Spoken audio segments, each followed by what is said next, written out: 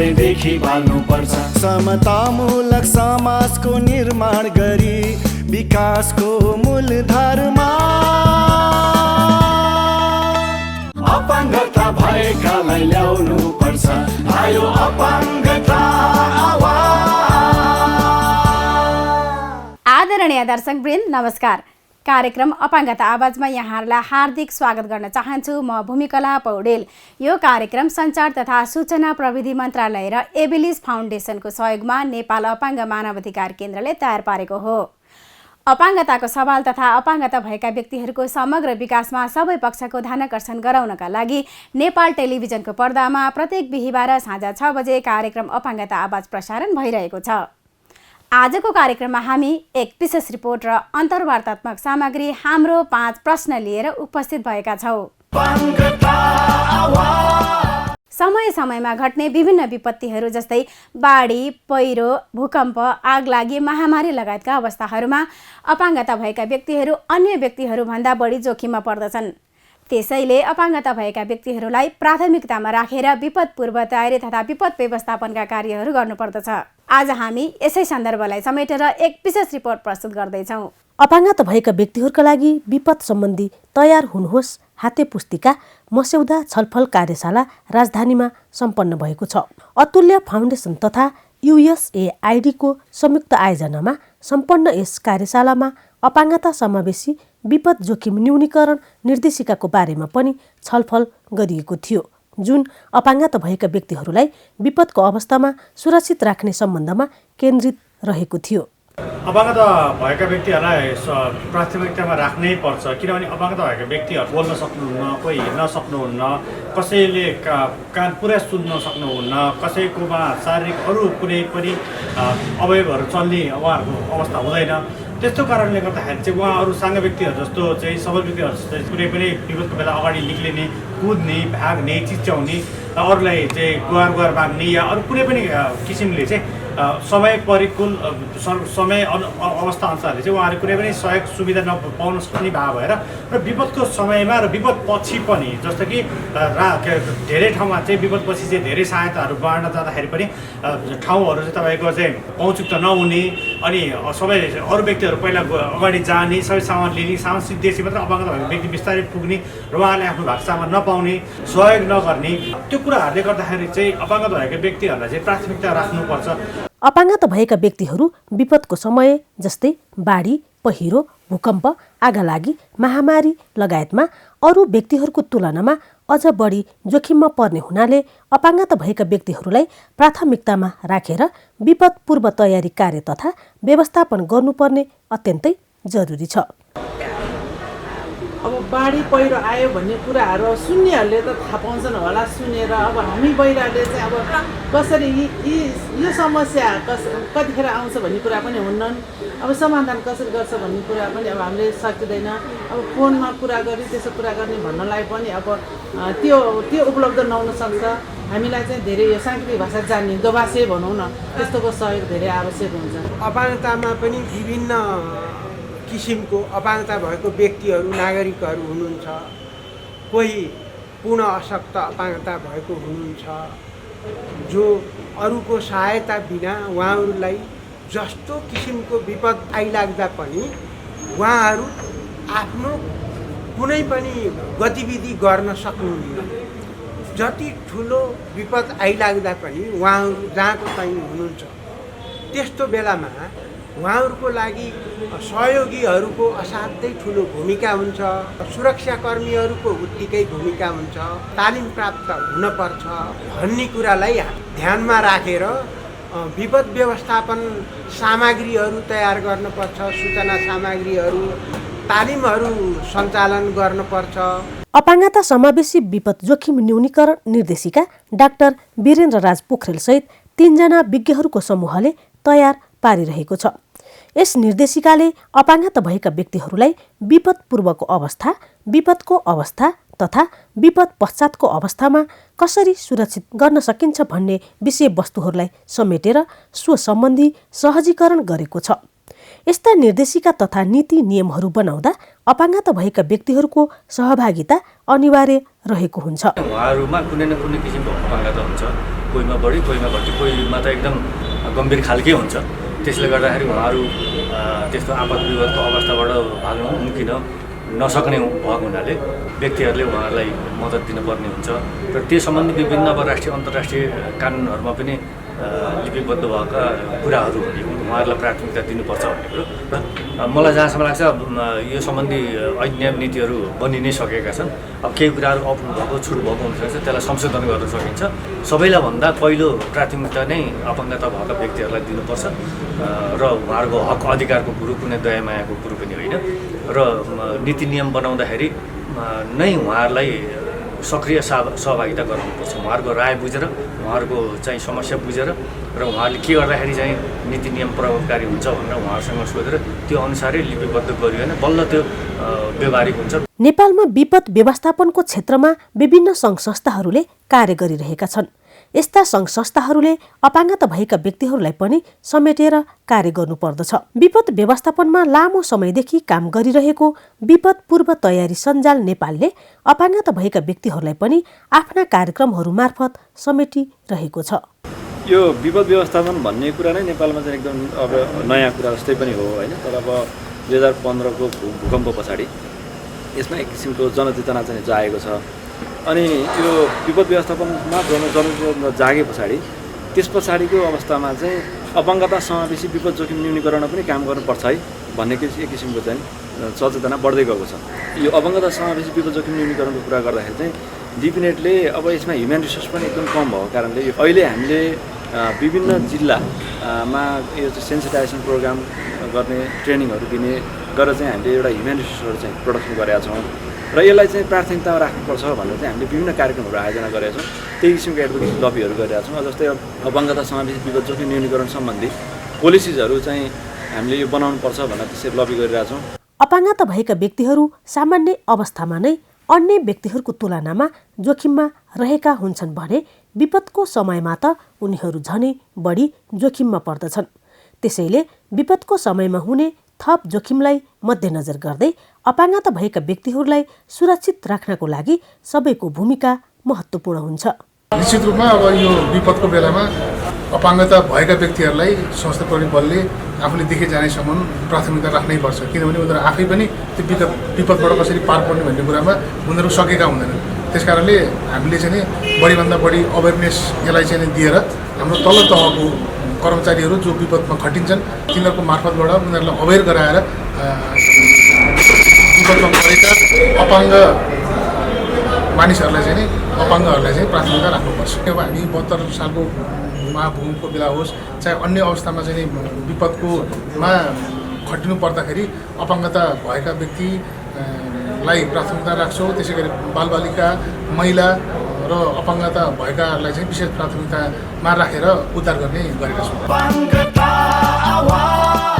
कार्यक्रमको दोस्रो चरणमा अब हामी प्रस्तुत गर्न गइरहेका छौँ अन्तर्वार्तात्मक सामग्री हाम्रो 5 प्रश्न। हाम्रो 5 प्रश्न। अपाङ्गता भएका व्यक्तिहरूका सवालमा प्रकोप व्यवस्थापनमा के कस्तो भूमिका हुनसक्छ? यसै सवालमा छलफल गर्नको लागि आज हामीले स्टुडियोमा राष्ट्रिय अपाङ्ग महासङ्घ नेपालका पूर्व अध्यक्ष एवं संयुक्त राष्ट्रिय सङ्घीय विपद व्यवस्थापन सम्बन्धी अपाङ्गता सरकार समूहका एसिया सम्पर्क व्यक्ति डाक्टर वीरेन्द्रराज पोखरेलज्यूलाई हाम्रो स्टुडियोमा निम्ति आएका छौँ। डाक्टर साहब, हाम्रो स्टुडियोमा यहाँलाई हार्दिक स्वागत गर्न चाहन्छु। हस्, धन्यवाद। श्रोताहरूलाई नमस्कार। डाक्टर साहब, यो प्रकोप व्यवस्थापनमा छ नि यो अपाङ्गता भएका व्यक्तिहरूलाई चाहिँ नि यो कस्तो कस्तो चाहिँ नि कामहरू भएको देख्नुहुन्छ होइन? उहाँहरू त खास गरेर चाहिँ नि त्यस्तो अवस्थामा रिलिफका कुराहरू हुन्छ होइन, उनीहरूलाई सचेतना गर्ने कुराहरू हुन्छ, अन्तर्राष्ट्रिय प्रतिबद्धताहरू पनि छन् होला होइन? के छ अलिकति यसमा छलफल गरौँ न डाक्टर साहब। विशेष गरेर अपाङ्गता भएका व्यक्तिहरू पनि प्रकोपको समयमा सबभन्दा बढी जोखिममा हुन्छन् भन्ने कुरा अपाङ्गता भएका व्यक्तिहरूले मात्रै उठाइरहेका थिए। तर आज आएर संयुक्त राष्ट्रसङ्घले चाहिँ नि होइन, यो चाहिँ नि एउटा महत्त्वपूर्ण सवाल रहेछ, त्यसैले यसको लागि चाहिँ नि ऐन नीति नियम कानुन बनाएर र त्यसलाई चाहिँ नि व्यावहारिक रूपमा अभ्यासमा ल्याएर मात्रै यसलाई व्यवस्थित गर्न सकिन्छ भनेर भनेको कारणले गर्दाखेरि हाम्रो नेपाल संयुक्त राष्ट्रसङ्घको सदस्य राष्ट्र भएको हुनाले त्यो प्रतिबद्धतालाई नेपालले पनि आफ्नो एउटा कानुनमा ल्याउनलाई चाहिँ नि प्रतिबद्धता जनाएको छ। अब ती प्रतिबद्धता मध्येमा एउटा हो अपाङ्गता भएका व्यक्तिहरूको अधिकार सम्बन्धी संयुक्त राष्ट्रसङ्घीय महासन्धि। यो महासन्धिको धारा 11ले अपाङ्गता भएका व्यक्तिहरूलाई सङ्कटको अवस्थामा सशस्त्र द्वन्द्व र प्रकोपको समयमा उचित तौरबाट उनीहरूलाई रेस्पोन्स गर्ने, उनीहरूको सुरक्षा गर्ने र उनीहरूलाई चाहिँ नि पुनर्स्थापित गर्ने काम गर्नुपर्छ भन्ने कुरा चाहिँ नि जोडेको छ। त्यस्तै गरेर नेपालले प्रतिबद्धता जाहेर गरेको अर्को Sendai framework for disaster risk reduction भन्छौँ हामी 2015मा पास गरेको, यो चाहिँ नि 2030सम्मको एजेन्डा हो। र यसमा चाहिँ नि के भने बिल्ड ब्याक बेटर भन्छ। त्यो भनेको मतलब प्रकोप गइसकेपछि अब प्रकोपबाट हामीले रिफर्म गर्दाखेरि अपाङ्गता भएका व्यक्तिहरूको लागि पनि उपयुक्त हुने खालका संरचना बनाउने, उनीहरूको आर्थिक, सामाजिक, सांस्कृतिक चाहिँ नि पुनर्स्थापना गर्ने, यी सबै कुराहरू चाहिँ त्यसमा जोडिन्छ। भनेपछि यो दुईवटा नेपालको प्रतिबद्धता, अन्तर्राष्ट्रिय प्रतिबद्धताको कारणले गर्दाखेरि नेपालले अहिले भनौँ प्रकोप व्यवस्थापन सम्बन्धी एउटा ऐन अहिले पारित गरेको छ। यो धेरै पुरानो दैवी प्रकोप ऐनलाई संशोधन गरेर चाहिँ नि अहिले प्रकोप व्यवस्थापन ऐन आएको छ। र त्यसले पनि अपाङ्गता भएका व्यक्तिहरूलाई केही हदसम्म सम्बोधन गर्ने प्रयास गरेको छ। तर यतिले मात्र पुगेको छैन। नेपालमा स्थानीय तहमा स्थानीय विपद व्यवस्थापन रणनीति छ, त्यसमा पनि अपाङ्गताको सवाललाई उठाउने प्रयास गरिएको छ।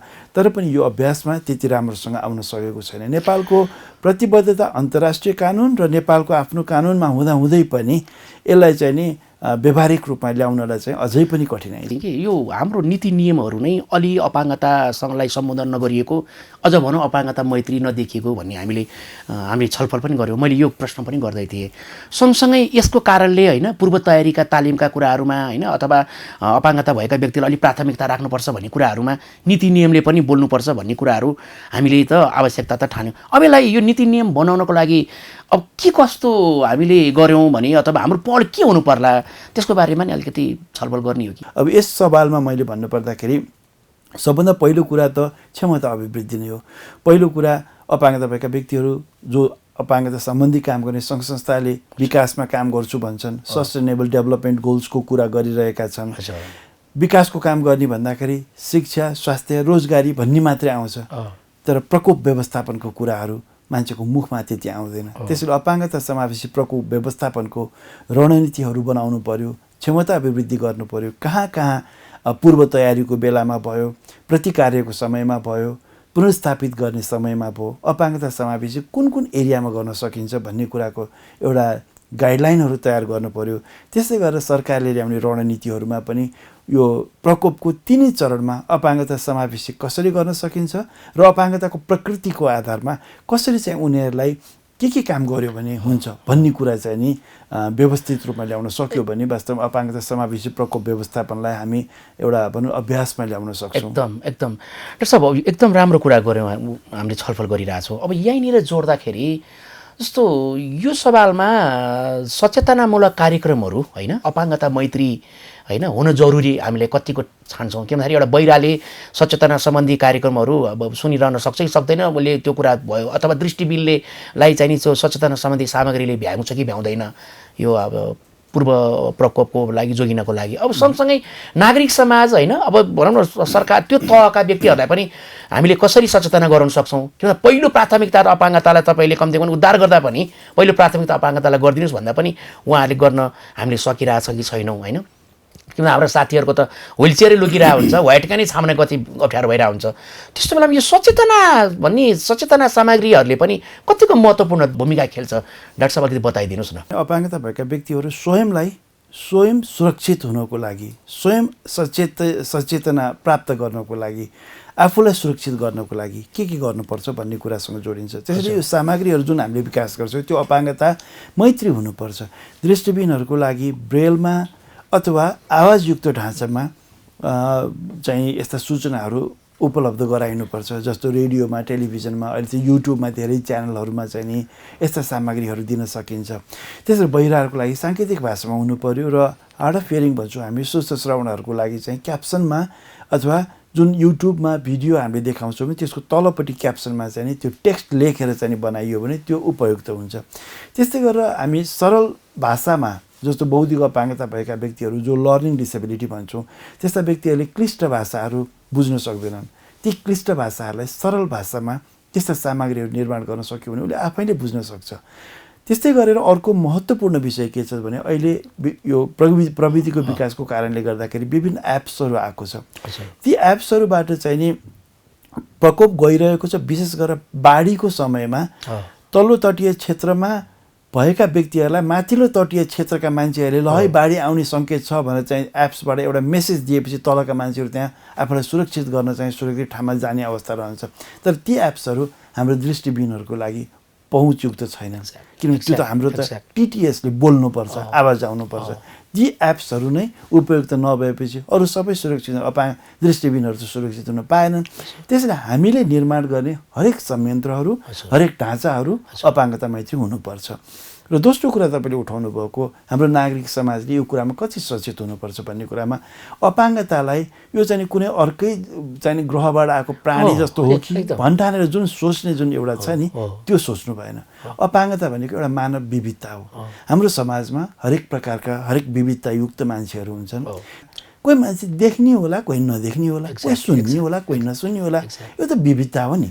त्यसैले यो हाम्रो समाजमा रहेको मानव विविधतालाई यदि सबैले स्वीकार गर्न सक्यो भने त्यो विविधताको आधारमा मान्छेको मौलिकता के हो त्यो मौलिकता हामीले पहिचान गर्नुपर्छ। जस्तो यहीँनिर कुरा गरौँ त कस्तो राम्रो कुरा आइरहेको थियो। म अलिकति जोडेँ। जस्तो यो हामी यो उद्धारको बेलामा अथवा होइन अब यो अपरझटको कामहरू गर्ने क्रममा चाहिँ नि अनि उद्धार गर्न राख्छौँ अनि त्यो राहतको सामग्रीहरूको चाहिँ नि वितरण गर्ने कुरा भयो होइन। ती कुराहरूमा पनि अपाङ्गता भएको व्यक्तिलाई अझै दोस्रो उसमै देखिएको छ।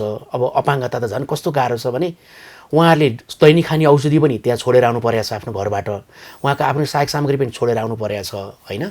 अनि त्यहाँमाथि उहाँहरू अपाङ्गतालाई पहिलो प्राथमिकता पनि राखिएको हुँदैन होइन। भनिसकेपछि त यो उद्धार गरिसकेपछिको पनि हाम्रो नागरिक समाज भनौँ अथवा सरकार भनौँ अथवा सामाजिक सङ्घ संस्थाहरूले पनि अझै ध्यान दिएको पाइँदैन कि यसको बारेमा हाम्रो अपाङ्गता सम्बन्धी सङ्घ संस्था अथवा हामीले के गर्नुपर्छ होला अलिकति त्यसको बारेमा नि मैले हजुरसँग गफ गर्न खोजेँ। हुन्छ। अब यसमा मैले यो मौलिकतासँग जोड्दै थिएँ। जो मौलिकता भनेको के हो भने व्हिलचेयर प्रयोग गर्नेहरूलाई व्हिलचेयरै चाहिन्छ, दृष्टिविहीनहरूलाई सेतो छडै चाहिन्छ, बहिराहरूको लागि साङ्केतिक भाषा चाहिन्छ र जो लाइनमा बस्दाखेरि उनीहरू चाहिँ नि लामो समय लाइनमा उभिन अथवा लाइनमा आफ्नो अगाडिको मान्छे गयो अब उसलाई फलो गर्नुपर्छ भनेर नदेखेको कारणले गर्दा थाहा नहुने बहिराहरूलाई त्यो लाइनमा बस्दाखेरि कसैले केही कुरा सूचना दिइरहेछ आवाजमा सूचना नहुने भएको हुनाले उनीहरूलाई चाहिँ नि अग्राधिकार दिनुपर्छ। त्यो अग्राधिकार भनेको कुनै च्यारिटी होइन, कुनै उनीहरूको लागि अनुग्रह उनीहरूलाई आग्रह पूर्वाग्रह होइन। अपाङ्गता भएका व्यक्तिहरूको मौलिकता भनेको उनीहरूलाई अग्राधिकार प्राप्त गर्नु उसको मौलिकता हो, किनभने उसको अपाङ्गताको कारणले। त्यसैले उनीहरूलाई राहत सामग्री वितरण गर्दाखेरि पनि प्राथमिकता दिनु पर्यो अथवा कुनै ठाउँमा क्युमा बस्दाखेरि अगाडि नै उनीहरूलाई त्यहाँ पुर्याइदिनु पर्यो। कुनै सूचना प्राप्त गर्दाखेरि उनीहरूले पढ्न सक्ने बुझ्न सक्ने ढाँचामा दिनु पर्यो। यो भनेको नै अपाङ्गता समावेशी सूचना प्रविधि अथवा अपाङ्गता समावेशी सचेतनाको एउटा आधार हो। तर यो आधारमा काम गर्दाखेरि अपाङ्गता क्षेत्रमा काम गर्ने सङ्घ संस्थाहरूले यस्तो विषय बुझेका छन्। उनीहरूले वास्तवमा अपाङ्गता समावेशी संरचना कस्तो हुन्छ बुझेका छन्, तर त्यसलाई प्रकोपसँग कहाँ जोड्न सकिन्छ भन्ने कुरा अहिलेसम्म उनीहरूलाई त्यति राम्रो ज्ञान भएको छैन। त्यसैले त्यो गर्नको लागि हामीले गाइडलाइन बनाउनुपर्छ, त्यस्तो किसिमको गाइडलाइन जसले अपाङ्गता भएका व्यक्तिहरूलाई निर्दिष्ट गरोस्, हाम्रो नागरिक समाजलाई निर्दिष्ट गरोस्। त्यस्तै गरेर जो विकासमा काम गर्छन् तिनीहरूले अपाङ्गता समावेशी विपद व्यवस्थापनका कार्यक्रमहरूमा के चाहिँ नि उपयुक्त कुराहरू राख्न सकिन्छ भन्ने कुराहरू उनीहरूले पनि बुझ्न सकुन्। तर यो काम चाहिँ नि अहिले भइ पनि रहेको छ। हाम्रो सामाजिक सङ्घ संस्थाहरूको प्रयासमा राष्ट्रिय अपाङ्ग महासङ्घ नेपाल र अपाङ्गता क्षेत्रमा काम गर्ने महासङ्घीय सबै अपाङ्गताको प्रकृतिका संस्थाहरूको सहकार्यमा यो भइ पनि राखेको छ। त्यो एकातिर त्यो छ भने त्यस्तै गरेर अहिले तपाईँले बोल्नुभएको कुरा भन्नुभएको कुरा म कोभिडसँग जोड्न चाहन्छु। हजुर, अहिलेको कोभिडको जुन डाक्टर साहब मैले अलिकति कोभिडमा अलिकति मेरो पनि एउटा कुरा थपौँ अनि त हजुरले एउटै गरेर भन्नुभयो राम्रो हुन्थ्यो। जस्तो कोभिडमै हेर्नुहोस् न, अहिले कोभिडमा हाम्रो अपाङ्गता भएका व्यक्तिहरू त्यो ओडाले बाँडेको राहत सामग्री लिन जान सकेनन्, किन उनीहरूको व्हिलचेयर आफैलाई ठेलिदिने मान्छे थिएनन् अनि अर्को बोक्न सकेनन्, उनीहरूले घर घरमा ल्याइदिएनन्। त्यो एउटा कुरा भयो। अर्को हाम्रै अपाङ्गता भएको साथीहरूले आफू पैसा ब्याङ्कमा हुँदाहुँदै पनि पैसा नभएको जस्तो भएर पैसा निकाल्न जान नसके सकेर होइन अब 2 मिटरको दूरीको कुरा छ, अर्को सहयोगी लिएर जानुपर्छ भन्ने कुरा छ। अब यी कुराहरूले गर्दाखेरि कति कुराहरूमा उहाँहरूलाई अप्ठ्यारो पर्यो र अपाङ्गतालाई प्राथमिकतामा राखिएन होइन भने अब यो यस्तो कुराहरूमा चाहिँ सरकारले चाहिँ नि यस्तो चाहिँ नि बेलामा त अलिक विशेष प्राथमिकता राख्ने खालको तपाईँहरू अहिले भन्नुभयो नि गाइडलाइनको कुरा गर्नुभएको छ नि, त्यो गाइडलाइनमै तपाईँहरूले चाहिँ नि यो बनाएर यसरी गर्नुपर्छ भन्ने खालको कुरा गर्न सकिँदैन डाक्टर साहब? सकिन्छ। यो हामीले नेपाल सरकारसँग प्रयास पनि गऱ्यौँ र नेपाल सरकारले यो किसिमको एउटा निर्देशिका जारी पनि गरेको छ होइन। यो निर्देशिका सबैको हातमा पुग्यो पुगेन भन्ने अर्को सवाल छ। होइन भने महिला बालबालिका तथा ज्येष्ठ नागरिक मन्त्रालयले कोभिडमा अपाङ्गता भएका व्यक्तिहरूलाई सुरक्षित गर्नको लागि भनेर सरकारवालाहरूको लागि एउटा निर्देशिका जारी गरेको छ। हो मैले याद गरेँ। त्यो निर्देशिकाले चाहिँ विशेष गरेर राहत प्राप्त गर्ने र उनीहरूलाई चाहिँ नि खानाको लागि चामलहरू यिनीहरू दिने भन्ने कुराहरूलाई स्थानीय तहसम्म र उनीहरूलाई चाहिँ नि आफू सुरक्षित बस्नको लागि हात धुने, साबुन पानीले हात धुने अनि मास्क लगाउने यस्ता कुराहरू बोलेको छ, जुन सामान्यतया अरू नागरिकहरूको लागि पनि त्यो कुरा उपयुक्त हुन्छ। तर त्यसको साथमा तपाईँले अघि भन्नुभएको जस्तो विशिष्टीकृत कुरा चाहिँ नि त्यहाँ अझै पनि उल्लेख भएन। त्यो विशिष्टीकृत कुरा के हो भने पहिलो कुरा त सुरक्षाको कुरा गर्नुपर्दाखेरि व्हिलचेयर प्रयोग गर्ने साथीहरूले व्हिलचेयर गुडाउँदाखेरि रिङ समात्नुपर्छ। त्यो रिङबाट उसलाई चाहिँ सङ्क्रमण हुने डर बढी हुन्छ। त्यो त गुडिराखेको हुन्छ। दृष्टिविहीन व्यक्तिहरूको जहिले पनि सेतो छडी समातेर हिँड्नुपर्ने हुन्छ। त्यो जहिले पनि सेतो छडी मेटलको हुन्छ। त्यो मेटलबाट चाहिँ उसलाई इन्फेक्सन हुने डर भइरहेको हुन्छ। साङ्केतिक भाषा प्रयोग गर्ने बहिराहरूले हात फैलाएर सङ्केतमा कुरा गर्नुपर्ने हुन्छ र उसले चाहिँ पटक पटक विभिन्न ठाउँहरू छोइरहनु पर्ने हुन्छ। त्यस्तो व्यक्तिहरूको लागि चाहिँ त्यहाँ अर्को सङ्कटको अवस्था छ, उनीहरूलाई जोखिमको अवस्था छ। श्रवण दृष्टिविहीनहरूलाई त जहिले पनि स्पर्शैबाट सबै कुरा हुन्छ। भने यो सबै विषयवस्तुमा निर्देशिकाले केही पनि नबोलेपछि मान्छेले कसरी सिक्ने, त्यो कुराको लागि त एक्सपर्टहरूसँग सम्पर्क गर्नुपर्ने हुन्थ्यो। त्यस्तै गरेर तपाईँले उठाउनु भएको कुरामा अहिले एटिएम मेसिनबाट पनि हामीले चाहिँ नि विदाउट क्यास पैसा प्रयोग गर्न पर्ने ई बिजनेसहरूको चाहिँ उपयोग गर्न सक्ने अवस्था छ। तर नेपाल सरकारले यस्तो नीति बनाइदिएन, यस्तो कार्यक्रम ल्याइदिएन राष्ट्र ब्याङ्कले पनि कि दृष्टिविहीन व्यक्तिहरूले या अपाङ्गता भएका व्यक्तिहरूले अनलाइन ब्याङ्किङ कारोबार गर्न सकुन् भन्ने किसिमको नीति अहिलेसम्म ल्याएको छैन। त्यस्ता ब्याङ्कहरूलाई थाहै छैन कि हामीले अनलाइनबाट एप्सको प्रयोग गरेर कसरी ब्याङ्किङ सर्भिसहरू हामीले इन्जोय गर्छौँ भन्ने कुरा त बुझेकै नै छैन। भने योमा चाहिँ अनभिज्ञता पनि एकातिर जोडिएको छ। दोस्रो कुरा चाहिँ नि नजरअन्दाज पनि जोडिएको छ। यस्तो नदेख्नेहरूले कहाँ चलाउँछन्, हामी देख्नेले चलाउँदैनन्, यो नदेख्नेले कहाँ चलाउँछन् भनेर अफिसरहरूले भन्नुहुन्छ।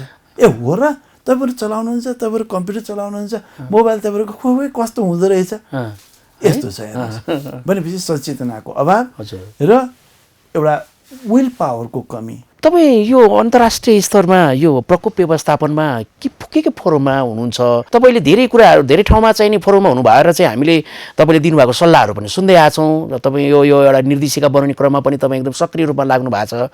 त्यो फोरम के हो, त्यसको अलिकति छलफल गरौँ न डाक्टर साहब। मेरो डेजिग्नेसन भनेको संयुक्त राष्ट्रसङ्घको चाहिँ नि एसिया सम्पर्क व्यक्ति हो। हामीले चाहिँ नि संयुक्त राष्ट्रसङ्घको यो प्रकोप व्यवस्थापन र यो क्लाइमेट चेन्ज एडाप्टेसनको इस्युमा चाहिँ नि एसियामा मैले हेर्छु अपाङ्गता समावेशी प्रकोप व्यवस्थापनका के कमी छ, कस्तो चाहिँ नि कुरा गर्नुपर्छ र यो एसिया प्रशान्त क्षेत्रको राष्ट्रहरूले अपाङ्गता समावेशी प्रकोप व्यवस्थापनको लागि कस्तो रणनीतिक योजना बनाउनुपर्छ भन्ने कुराको चाहिँ नि हामीले महसौदा बनाउँदैछौँ। र अब हामी सबैले अपाङ्गता समावेशीको कुरा उठाउँ र विकास योजनामा काम गरेका र यो प्रकोप व्यवस्थापनमा काम गरेका सबै संस्थानले उनीहरू सबैले सोच्ने हो भने, परिवारले सोच्ने हो भने अपाङ्गता समावेशी विपद व्यवस्थापनको उद्देश्य हामी पुरा गर्न सक्छौँ। हुन्छ डाक्टर साहब, यहाँलाई यहाँको अमूल्य समयको लागि धेरै धेरै धन्यवाद। तपाईँलाई पनि धेरै धन्यवाद जगदीशजी। आदरणीय दर्शकवृन्द, यहाँहरूलाई हाम्रो कार्यक्रम कस्तो लाग्यो? यस कार्यक्रमबारे कृपया यहाँहरूको सल्लाह सुझाव तथा प्रतिक्रिया हामीलाई पठाउनुहोला। हाम्रो सम्पर्क नम्बर रहेको छ 49111092। त्यसै गरी हाम्रो इमेल ठेगाना रहेको छ DHRCNepal56 gmail.com। हवस् त अब अर्को साता बिहिबार साँझ 6 बजे फेरि पनि उपस्थित हुने नै छौँ। त्यतिन्जेलसम्मका लागि सम्पूर्ण टिमसहित म पनि बिदा चाहन्छु। नमस्कार।